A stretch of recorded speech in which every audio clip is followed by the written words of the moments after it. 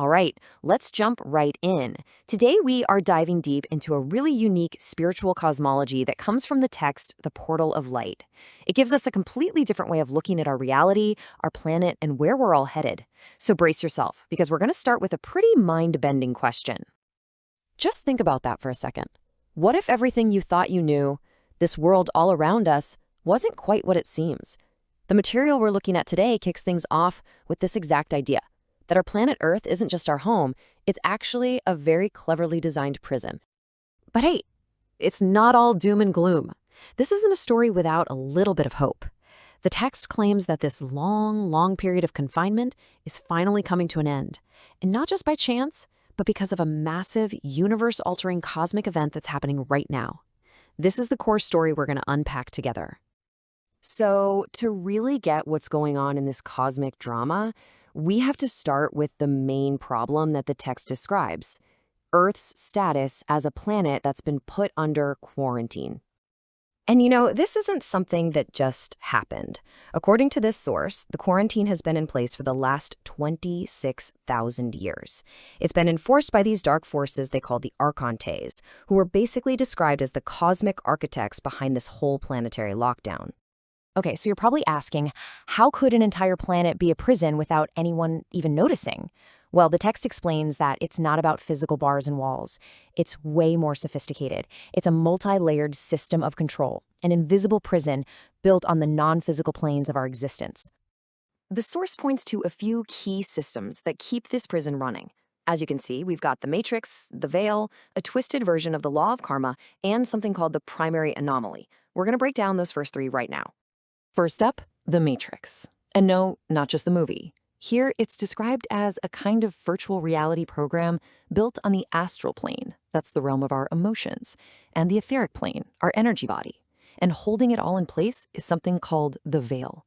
Think of it like a giant electromagnetic frequency fence around the Earth, designed to block higher frequency light and information from getting in. It's basically keeping us in a state of spiritual isolation. Now, this is where the text really challenges a huge spiritual belief. It claims that karma, as most of us understand it, isn't some universal law of cosmic balance. Nope. Instead, as the quote says, it's an artificial system, a program, put in place by the Archontes to trap us, to trap souls in a never-ending cycle of reincarnation. It basically turns a concept of justice into a mechanism for control. So, if that's the prison, what's the key to getting out? Well, the source material is super clear on this. The power isn't somewhere out there, it's inside you. It's all about remembering and plugging back into your true divine self. This inner powerhouse is called the I Am Presence. You can think of it as your higher self, your soul, your direct line to the universe, to source.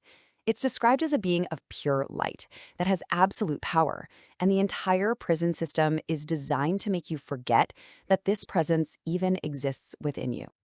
And this divine connection, it shows up in our relationships too. The text makes a really interesting distinction here. You've got soulmates, which are incredibly powerful connections that exist on the sixth dimension. But then you have twin flames, which are on a whole other level. That's one single soul split into two bodies, connected way up at the seventh dimension. The text says this is where our deepest archetypes of partnership actually come from. And here's the kicker. The union of these two halves of a single soul, the twin flames, is said to create a force so powerful it can literally shatter the control system. So, according to this text, that's exactly why the system, the Archontes, works so hard to keep twin flames apart, to keep them from ever finding each other and uniting.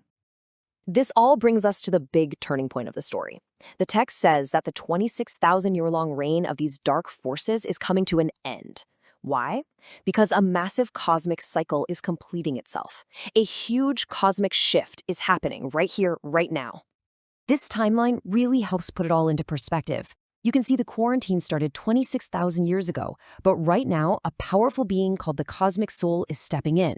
And the text points specifically to the period around 2025, with some major astrological events as the critical trigger point that's going to kick off a brand new spiritual renaissance for all of humanity.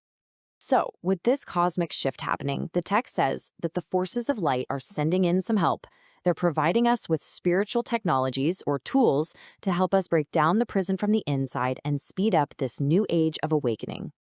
The first tool is called the violet flame. It's described as this spiritual energy that has an incredibly high frequency. And it doesn't just clear away negative energy, it actually transmutes it. It changes it at a vibrational level, turning all that dense stuff like trauma and blockages back into pure light. And then you've got what the Source calls the ultimate technology of the light forces, the Goddess Vortex. Just imagine this powerful, rainbow-colored spiral of energy that directly dissolves the matrix. The text claims that when people consciously channel this energy, they're actively helping to take apart the entire control structure. Pretty wild, right? So we have all these tools, we have this big cosmic shift, but what's it all for? What is the end game? For humanity? For the planet? What is the final destination? Well, the text is very clear. The ultimate goal is something called ascension. But ascension isn't something you just sit around and wait for. It's about you actively co-creating your reality. The text gives us a really simple but powerful 3-step process for manifestation. First, you make a decision. You use your free will to decide exactly what you want. Second is invocation, where you charge up that goal with your emotions and enthusiasm. And finally, you take physical action to help bring it into the real world. And this whole process is what leads to ascension. It's defined as total, complete liberation. It means all of your energetic blockages are released, and your physical body and your energy bodies reach the state of what's called superconductivity. It's like light and energy can just flow through you with zero resistance. It's the final, ultimate freedom from that invisible prison. So, what do we do with all this information? Is this a genuine map to our spiritual freedom? A hidden truth about our world finally coming to light? Or is it maybe a really compelling modern myth that's been created for a new age? The source text, The Portal of Light, presents this whole thing not just as a story, but as our actual cosmic destiny. The real question is, what do you think?